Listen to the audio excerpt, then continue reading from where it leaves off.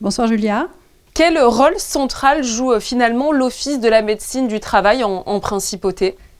L'Office de la médecine du travail, l'OMT, c'est vraiment le service qui assure le suivi santé-travail des fonctionnaires, agents de l'État et des salariés. Il assure sa mission par le biais des visites médicales.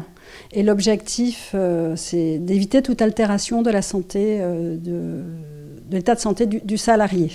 Mais il est aussi le conseil de l'employeur et du salarié, parce que les médecins et l'équipe va sur les postes de travail ou sur les sites de travail, sur les chantiers, pour évaluer les risques et travailler ensemble sur les conditions de travail.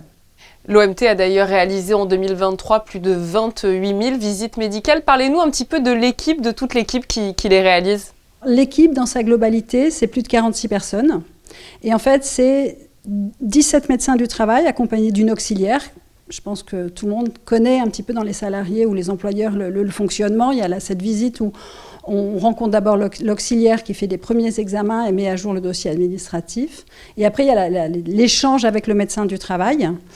Et qui renvoie aussi sur des examens complémentaires à réaliser en fonction des risques auxquels sont exposés les salariés. Ça peut être des mesures de bruit quand on travaille dans un environnement bruyant, ça peut être...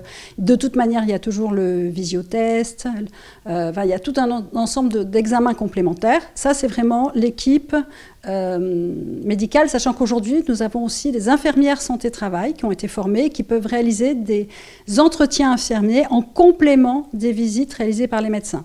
Et ces infirmières, elles font aussi les examens complémentaires. Et à côté du pôle médical, nous avons vraiment le pôle prévention et les préventeurs qui se rendent à la demande du médecin du travail, avec lui ou seul, sur les sites de travail, les chantiers, dans les locaux de travail, pour faire différents types d'examens, mesures de bruit, mesures de lumière, mesures d'empoussièrement. Enfin, il y a toute une série d'examens. Il participe aussi au comité d'hygiène et sécurité dans les entreprises, au CI2SCT dans les chantiers.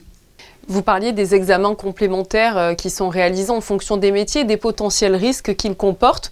Quels sont peut-être les secteurs, les métiers sur lesquels votre attention est encore plus vive ? Alors, plus que des métiers, notre loi sur l'Office de la médecine du travail parle de postes à risque. En définissant les postes à risque comme étant les postes qui exposent à certains agents biologiques, chimiques, bactériologiques ou avec des contraintes particulières. Ça va être les métiers hyperbares, tout ce qui est travail en hauteur, les ports d'armes, les agents IGH, tout ce qui est conduite de véhicules. Donc on va définir vraiment quels sont les postes à risque. Donc après qu'on va retrouver dans différents secteurs, le bâtiment, l'industrie...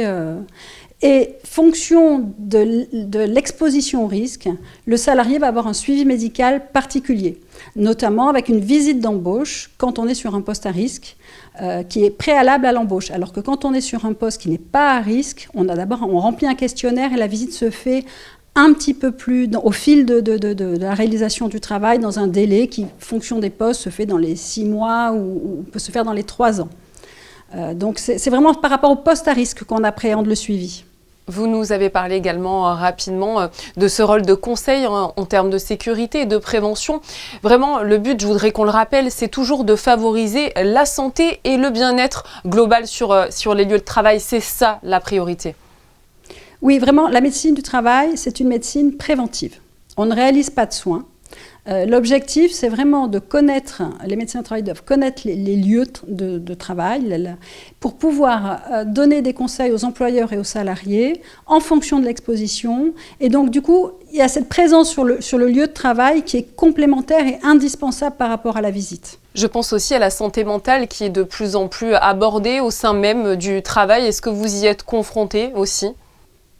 Oui, bien sûr. Nous, alors, la loi, elle dit bien que l'objectif de l'OMT, c'est de prévenir l'altération de la santé, aussi bien physique que mentale. Les médecins y sont confrontés. Aujourd'hui, les risques RPS sont grandissants par les conditions de travail. Il y a du stress, il y a une certaine productivité qui est demandée. Après, voilà, l'objectif, c'est d'adapter, de former les salariés, d'avoir une organisation du travail qui permette que ça se passe dans de bonnes conditions. Eh bien, merci beaucoup à vous, Pascale Palanca, d'avoir été présente sur Monaco Info pour nous parler de toute l'action de l'Office de la médecine du travail en principauté. Merci à vous.